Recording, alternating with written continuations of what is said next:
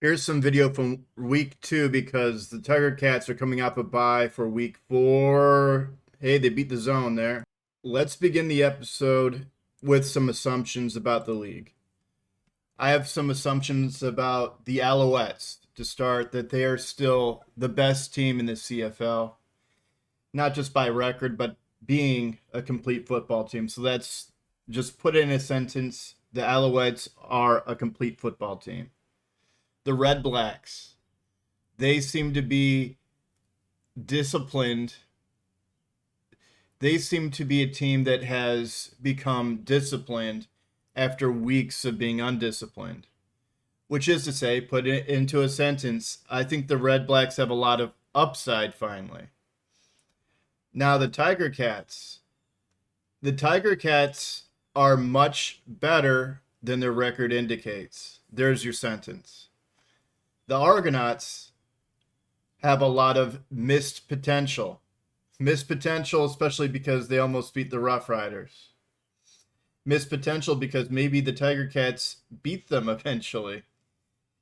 Missed potential because they might have a hard time getting to third place if the Red Blacks and the Tiger Cats hit. So their sentence is: Argonauts have a lot of talent, but are missing their potential. The Rough Riders are capable of winning any game. The Rough Riders are barely beating their opponents. That's theirs. The Blue Bombers are talented but unproven with that 2-0. If we'll get to the Lions on that because both their wins are back-to-back against the Lions. The Blue Bombers are talented yet unproven. The Stampeders' loss was an aberration. The Stampeders are more talented than I had initially projected them. Could be another sentence for these guys. They get 2 sentences here. The Lions hurt themselves with the draft. Let's give them 3 sentences here. The Lions hurt themselves in the draft, invested too heavily in a running quarterback, and now the Lions are paying the consequences. However, the Lions have potential to get to that third place that will get them to the playoffs. Potentially. The problem is that the top 3 teams are very talented. I think they have the potential to hop the Stampeders, but, we'll see. While the Elks, I'm sorry to say, the Elks are hopeless this season. So that's your sentences. So let's move on to the next slide. We're just going to have a brief overview of the standings, which is basically a retread of what we went over, but it gives you the visual of the standings. Why not, right? I had to scrounge my data to find a Elks highlight, but here's one. Down the field, it was a really good throw.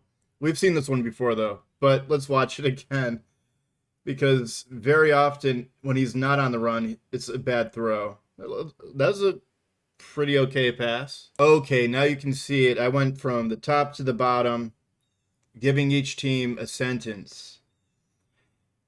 The Red Blacks were able to win last time, and I think it's to the invective that the defense was not holding them back with bad penalties. I'm sorry if you're getting bored with me talking about the Red Blacks and their terrible penalties, because this next game will determine whether or not they will be able to continue with that sort of play normal policy. Because they'll be facing the Argonauts, and the problem with facing the Argonauts is that the Argonauts are probably more talented than them. So if that defense falls apart again, no, I shouldn't be saying that. If they have back-to-back weeks of being functional on defense, it will show that the organization has fully turned around, that that coaching staff has gotten into the heads of the rest of that Ottawan team. Whereas the Argonauts, they're suffering for a win.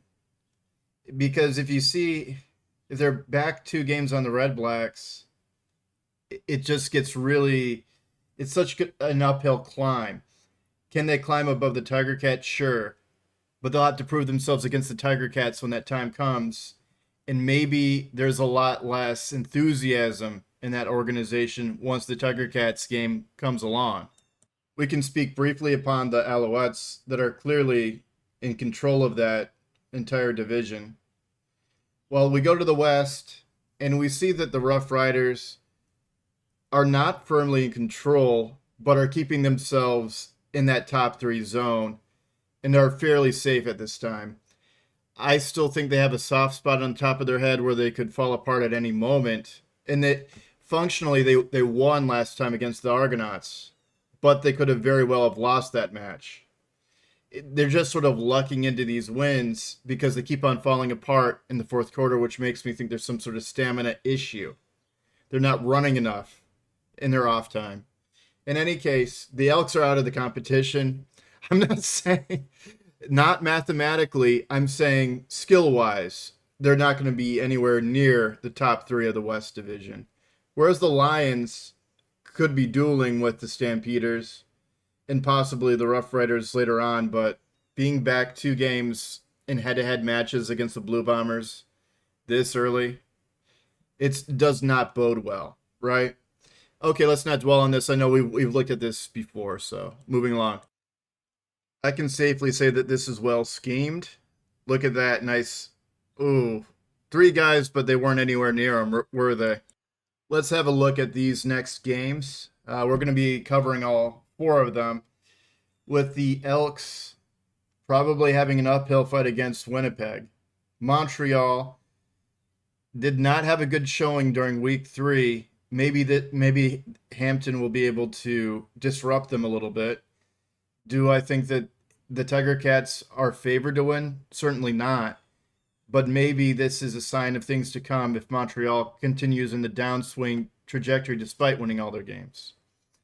Trajectory in terms of their play, not necessarily the outcome, to be clear. The BC Lions, oh my gosh, how heartbreaking. 2 losses in a row, taking on the Rough Riders. Can the Rough Riders pull it together and win in that fourth quarter? I wonder. They've been winning all their games too, but they have to finish these games out. Well, the BC Lions, they might have a chance here. They might have a better chance than you might think, actually. Whereas the Argonauts and the Red Blacks, such a pivotal match in terms of the fighting spirit of Toronto.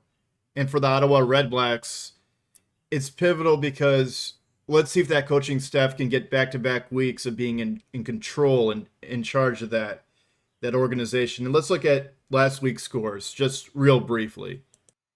All right, here comes the punt. It just shows how messy that game was in the weather, huh? So Montreal won by 10. It just should have been more against those Elks.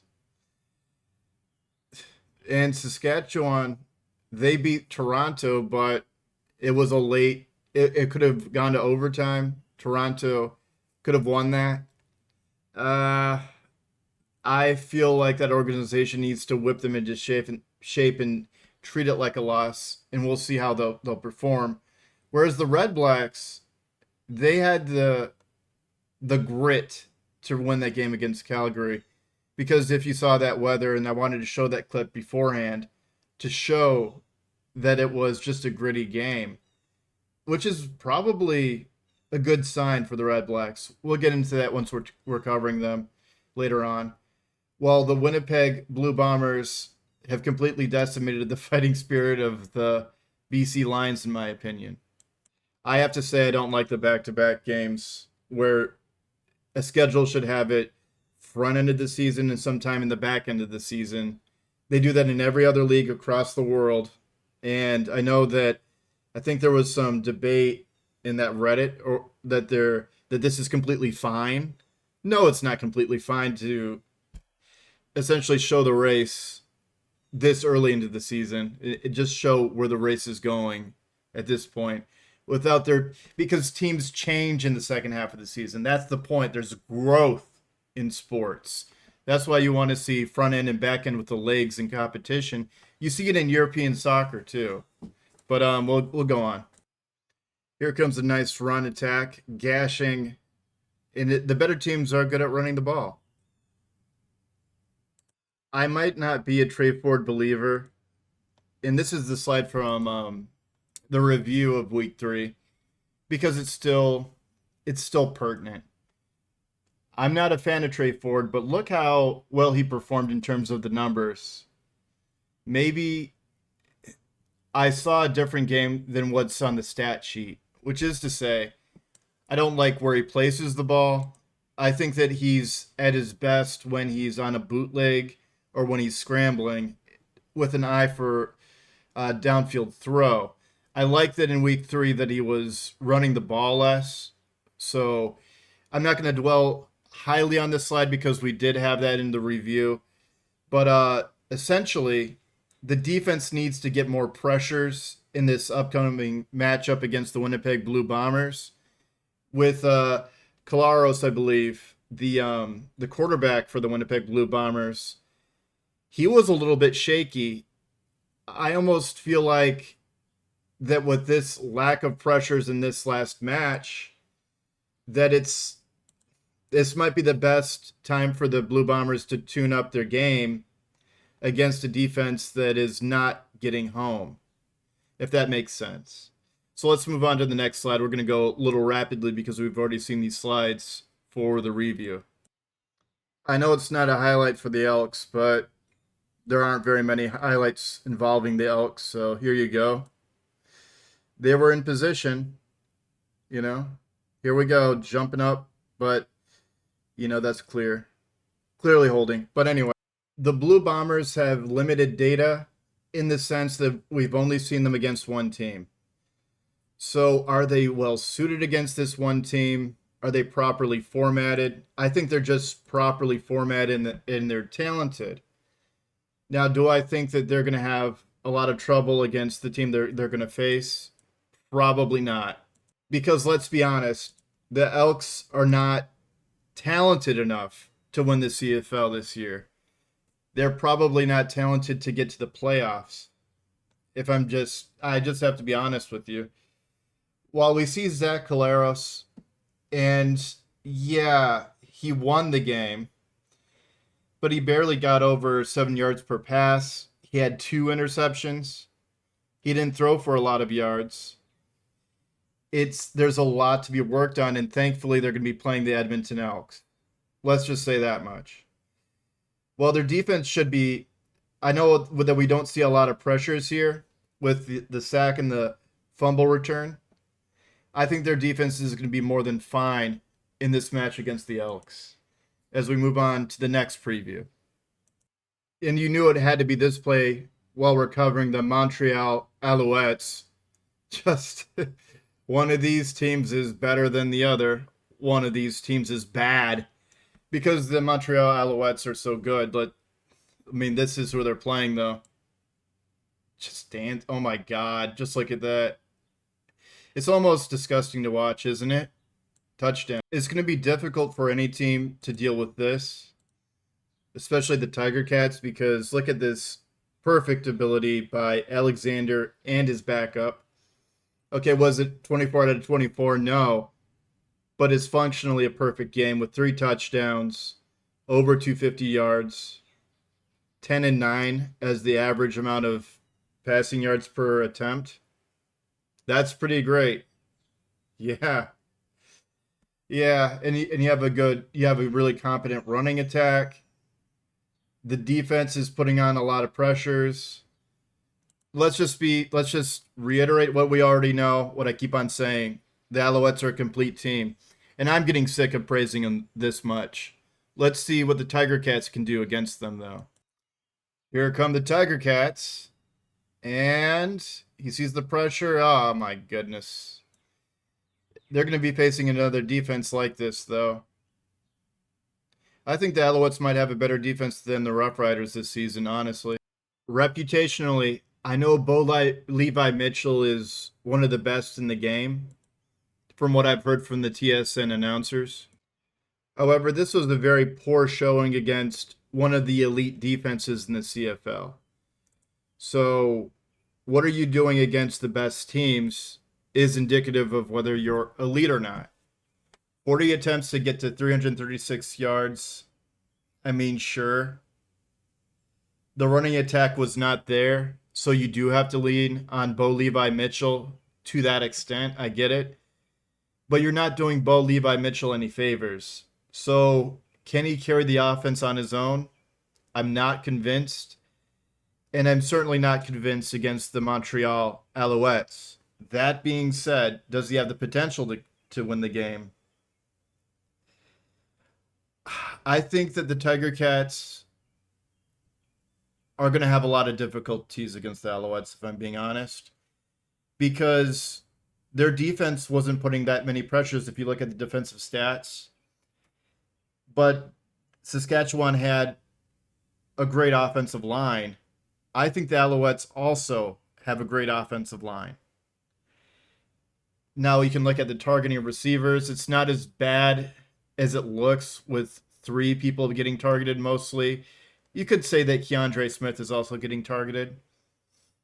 I think the Tiger Cats are good. I don't know if they're good enough to beat the Alouettes at this juncture in the season.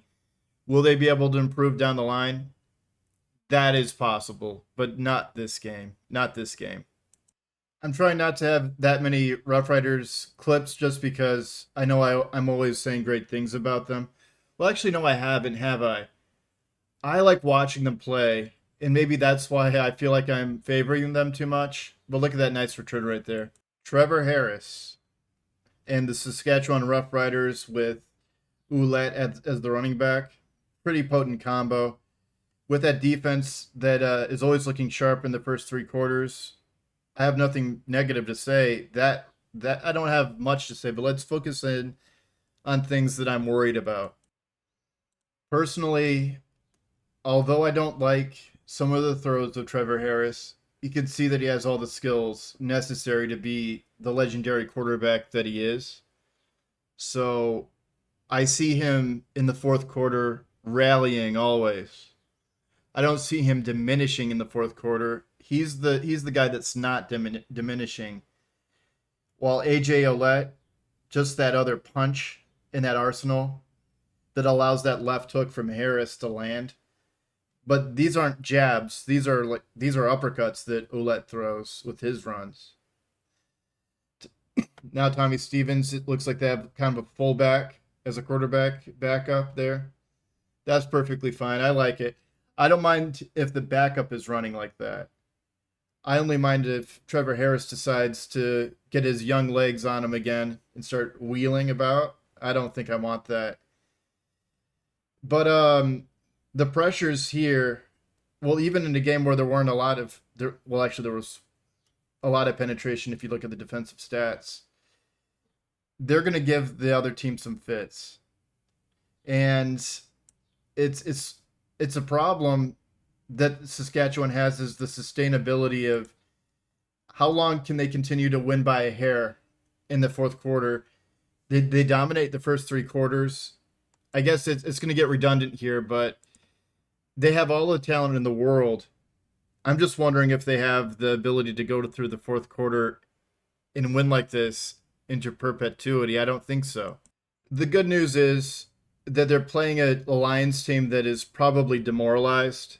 If you see the last few quarters the Lions played, there was some fight, but you can't lose like that for 2 consecutive weeks against a better team and think that you're a team of destiny or you have that sort of morale or esprit de corps to go to the next match with in your head thinking that you're going to win, even though you might think so. The general mood of the Lions is not up to par with competing against the Rough Riders, whereas the Rough Riders have this sort of metaphysical, they know they're going to win their games. So the Rough Riders likely have an edge here as we look at the Lions real quick. And what matters is when Rourke comes back, he's considered limited on that injury list for the BC Lions. And that's kind of why I think the Rough Riders are going to handle them. I believe Masoli, the backup, is not able to take on the Rough Rider defense at this time. So, unfortunately, you're having a bit of a matador match where a wounded bull is going to get knocked out by the Rough Riders. Jeremiah Masoli. I think that it could have been worse. Eh, I mean, he is the backup. He's sub 7 yards per pass. Uh, well, for completed pass, and two interceptions for the amount of attempts to only get 281 yards. 250 yards is good, don't get me wrong. But when you have to rely on the passer that much and you're getting this amount of production, it's not good enough. The running attack is almost to the point of giving a balance, except it. Okay, I'm just going to be honest with you. It's not giving you the balance you need to win against the Rough Riders. The targeting is good. The defense will need to be stellar. It's just that you're not going to take down a legend like Trevor Harris. I already gave the prediction. Rourke was limited in practices. I was annoyed that he was listed as questionable during week 3, so it's like, is Rourke going to play or not? He was definitely not going to play, seeing how he went down with that oblique injury in week 2. And being limited in practices, he's likely not going to be playing in this match. I give the edge to the Rough Riders. I'm really sorry because the BC Lions, they schemed a season to win. They lost 2 draft picks, whether it's because they picked up a lot of talent, and that talent's been falling off, injured, or not actualizing for that roster. Unfortunately, the Rough Riders will get this one. This is not the play I should be showing, but it's just funny. It was like, cut, ka-chunk. Oh, he killed him. He killed the man. Sniped. Oh, God. I've been pretty low on Arbuckle, but I liked what I saw in his last performance. And maybe he gets better. He still has the old starting quarterback at his heels nipping at him. Whenever that guy gets uninjured, I wonder what that quarterback duel looks like, if there is a quarterback duel between Nick Arbuckle and... But Chad Kelly's still there. We'll see. We'll see. Probably good just to sit him until he's fully ready to take up the challenge of competing for the job. If there is a competition, I don't know. I just really like seeing Mayan Williams catch the ball, run with the ball, because you see 7 carries and 37 yards. It was much more impactful than that shows right there. That's why you got to watch the games. Mayan Williams was able to just rail off 10 yards and getting first downs and 3 consecutive times. He was catching balls as the hot route. He was catching balls just schemed into the play. Just very talented. And I like that Arbuckle is getting better at the targeting. He's still favoring 3 receivers. While the defense, it could get better. And it's because there's been some injuries. That linebacker is still out, I think. The injury reports are not as accurate as they are in the NFL, let's say. I really want to root for the Argonauts here against the Red Blacks, because I think that the Argonauts have the potential to be a much better team than their record indicates with only losses. The Red Blacks aren't bad though. Let's move on to the next slide as we contemplate that a little bit further, because this is going to be likely the closest match of next week. And here comes the run by the Stampeders. We've seen it so. Oh my goodness. Red Blacks have a fighting chance as they won that one. Let's have a look here. He is running with the ball pretty awkwardly, but now he's protecting it. It's just the weather right there. Good job. Again, if you're looking at that quarterback right there, Crum, it's a bit of an aberration in terms of you're not seeing the best game ever played, but that's because the weather was so terrible.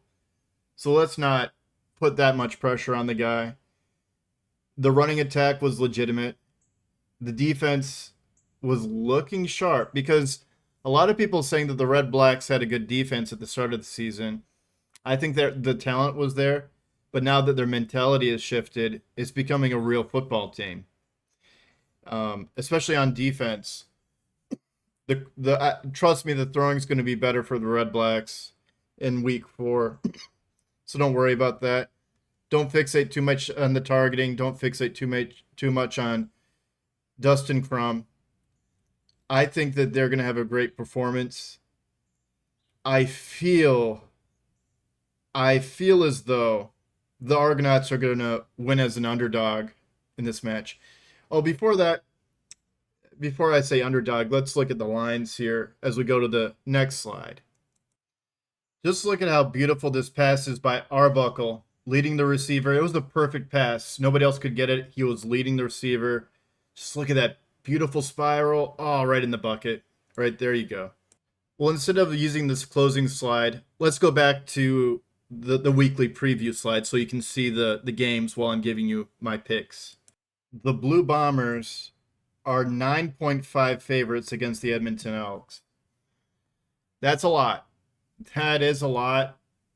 And I think Winnipeg's going to cover that. You would have to pay Vegas $110 just for a pick 'em.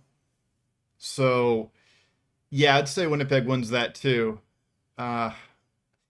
Always bad to gamble, but I would pick Winnipeg to win and cover. As we go on to the Montreal Alouettes and the Hampton Tiger Cats. Alouettes are a -2 favorite, and 110 again just for a straight up pick 'em.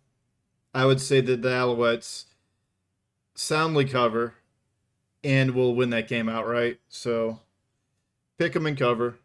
As we go on to the BC Lions and the Saskatchewan Roughriders. Remember for this one that Rourke is out, and they demolished their cap just to get Rourke and a few other key pieces. So keep that in mind with the odds being Rough Riders at -5.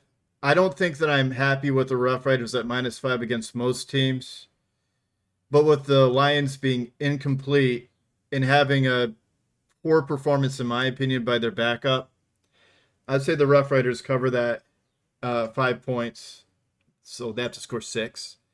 And I would pick the Rough Riders outright. So, yeah, I'm going heavy for the favorites this week.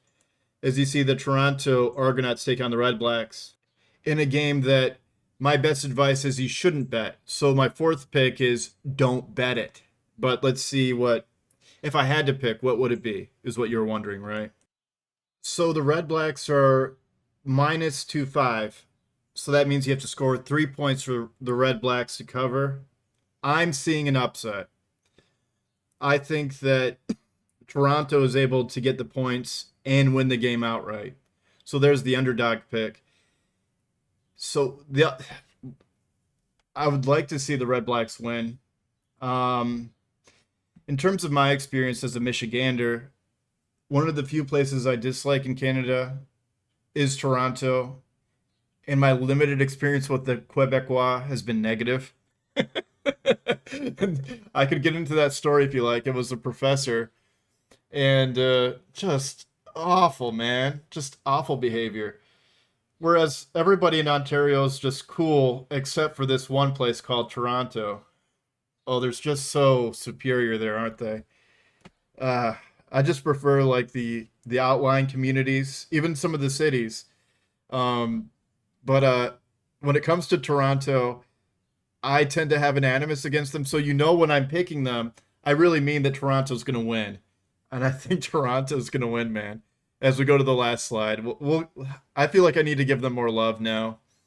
No, because I know that I give Montreal a lot of love being in Quebec. So let's give another highlight for Toronto as we end this video soon. Ready for an amazing play? Here comes the Oh, what? Oh, that was rude of me. Why did I have to show that? Let's watch it again though. Oh, yeah, take that, Toronto. Anyways, hope you guys had fun. I think I'm gonna get rid of the team comparison stat slides that you've been seeing in the other weeks, just because they're so misleading. I need to find a better stat source than TSN. Not saying that TSN doesn't do a good job.